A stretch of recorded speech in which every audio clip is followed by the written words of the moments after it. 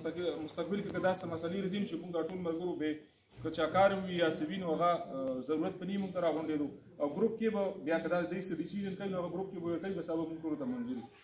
نو زه تاسو ته فورم اوپن کړم هر یو ملګری پاسه چې څوک څه وین غواړي او سجیشن خپل ورکړي. أعوذ بالله من الشيطان الرجيم بسم الله الرحمن الرحيم. آیات مې رامانې سفري یم او ګروپ ټیم د ډسکشن کوو لګیا یو. موږ چې کوم مقصد ته روان شو هغه د توصیل سګرات لپاره ده. په ګروپ کې مو دا خبره کړې وه چې دې نه موږ ایشو نه جوړوو چېرې کلي بس باره کوزه به نه کوو. موږ خپل موقف ته آپیش کوو مشرانو ته چې موږ به اخري کوشش وي چې موږ د صدارات وکړو. نو زه کبیر نوم سجست کوم دا نه چې کبیر څپلي دی یا کبیر مرکزه ده.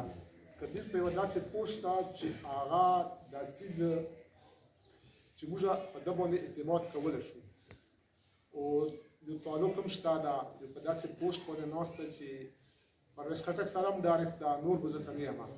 ما طرفه کبیر خټک زه سجست کوم امید لرم چې تاسې به او دا نه چې کبیره موږ سجست کړو نو بس دا دې شي نه څنګه چې وکیل صاحب خبره وکړه دا ټول ناست دي په دې بل چا هم خوښ شي عادي پورته شي بعضې کسان موږ ناست وو همدلته به فیصله وشي چې یاره دا نه دا کبیر نه ښه وي او ما طرفه کبیر ما سجست کړې ده امید لرم چې تاسې به ټولو ما سره اتفاق وکړو.